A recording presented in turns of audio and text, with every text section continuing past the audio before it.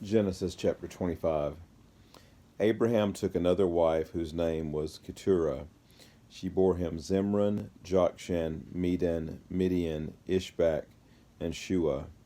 Jokshan fathered Sheba and Dedan. The sons of Dedan were Ashurim, Letushim, and Leumim. The sons of Midian were Ephah, Epher, Hanok, Abida, and Eldah. All these were the children of Keturah. Abraham gave all he had to Isaac, but to the sons of his concubines Abraham gave gifts, and while he was still living he sent them away from his son Isaac eastward to the east country. These are the days of the years of Abraham's life, 175 years. Abraham breathed his last and died in a good old age, an old man and full of years, and was gathered to his people. Isaac and Ishmael his sons buried him in the cave of Machpelah, in the field of Ephron the son of Zohar the Hittite, east of Mamre, the field that Abraham purchased from the Hittites. There Abraham was buried with Sarah his wife. After the death of Abraham, God blessed Isaac his son, and Isaac settled at Beer-lahai-roi. These are the generations of Ishmael, Abraham's son, whose Hagar the Egyptian, Sarah's servant, bore to Abraham.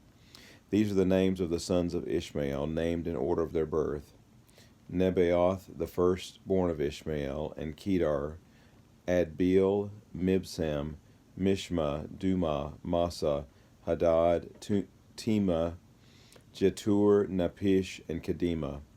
These are the sons of Ishmael, and these are their names, by their villages and by their encampments, 12 princes according to their tribes.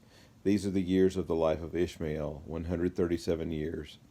He breathed his last and died, and was gathered to his people.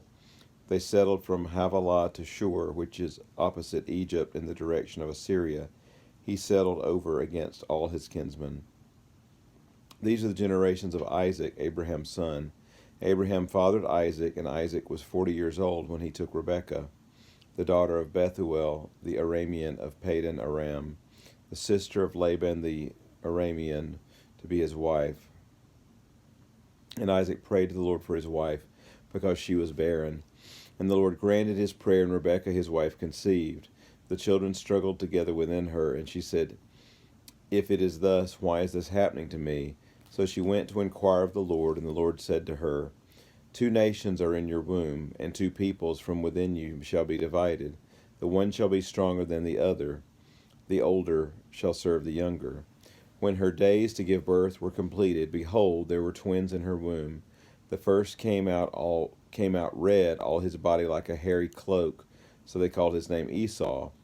Afterward his brother came out with his hand holding Esau's heel, so his name was called Jacob.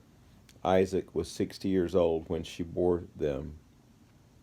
When the boys grew, Esau was a skillful hunter, a man of the field, while Jacob was a quiet man dwelling in tents. Isaac loved Esau because he ate of his game, but Rebekah loved Jacob. Once when Jacob was cooking stew, Esau came in from the field, and he was exhausted. And Esau said to Jacob, "Let me eat some of that red stew, for I am exhausted." Therefore his name was called Edom. Jacob said, "Sell me your birthright now." Esau said, "I am about to die. Of what use is a birthright to me?" Jacob said, "Swear to me now." So he swore to him and sold his birthright to Jacob. Then Jacob gave Esau bread and lentil stew, and he ate and drank and rose and went his way. Thus Esau despised his birthright. Chapter 26. Now there was a famine in the land besides the former famine that was in the days of Abraham. And Isaac went to Gerar to Abimelech, king of the Philistines. And the Lord appeared to him and said, "Do not go down to Egypt. Dwell in the land of which I shall tell you. Sojourn in that land, and I will be with you, and will bless you. For to you and to your offspring I will give all these lands, and I will establish the oath that I swore to Abraham your father. I will multiply your offspring as the stars of heaven, and will give to your offspring all these lands. And in your offspring all the nations of the earth shall be blessed, because Abraham obeyed my voice, and kept my charge, my commandments, my statutes, and my laws." So Isaac settled in Gerar. When the men of the place asked him about his wife, he said, "She is my sister," for he feared to say "my wife," thinking lest the men of the place should kill me because of Rebekah, because she was attractive in appearance. When he had been there a long time, Abimelech, king of the Philistines, looked out of a window and saw Isaac laughing with Rebekah his wife. So Abimelech called Isaac and said, Behold, she is your wife. How then could you say she is my sister? Isaac said to him, Because I thought, lest I die because of her. Abimelech said, What is this that you have done to us? One of the people might easily have lain with your wife, and you would have brought guilt upon us. So Abimelech warned all the people, saying, Whoever touches this man or his wife shall surely be put to death. And Isaac sowed in that land and reaped in the same year 100-fold. The Lord blessed him, and the man became rich and gained more and more until he became very wealthy. He had possessions of flocks and herds and many servants, so that the Philistines envied him. Now the Philistines had stopped and filled with earth all the wells that his father's servants had dug in the days of Abraham his father.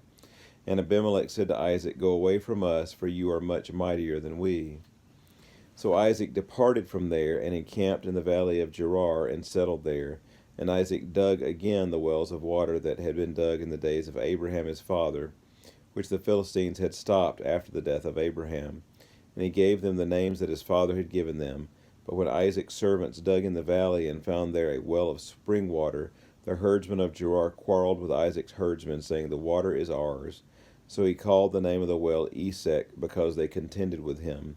Then they dug another well, and they quarreled over that also, so he called its name Sitnah. And he moved from there and dug another well, and they did not quarrel over it, so he called its name Rehoboth, saying, For now the Lord has made room for us, and we shall be fruitful in the land. From there he went up to Beersheba, and the Lord appeared to him the same night, and said, I am the God of Abraham your father. Fear not, for I am with you, and will bless you, and multiply your offspring for my servant Abraham's sake. So he built an altar there, and called upon the name of the Lord, and pitched its tent there, and there Isaac's servants dug a well. When Abimelech went to him from Gerar, and Ahuzzath his advisor, and Phicol the commander of his army, Isaac said to them, Why have you come into me, seeing that you hate me and have sent me away from you? They said, We see plainly that the Lord has been with you. So we said, Let there be a sworn pact between us, between you and us, and let us make a covenant with you, that you will do us no harm, just as we have not touched you and have not done to you nothing but good, and have sent you away in peace. You are now the blessed of the Lord. So he made them a feast, and they ate and drank. In the morning they rose early and exchanged oaths, and Isaac sent them on their way, and they departed from him in peace.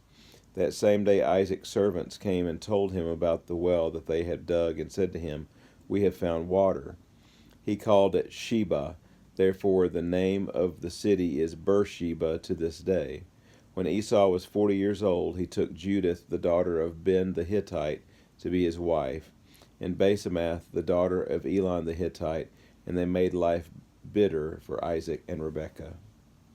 This concludes chapter 26 of Psalms.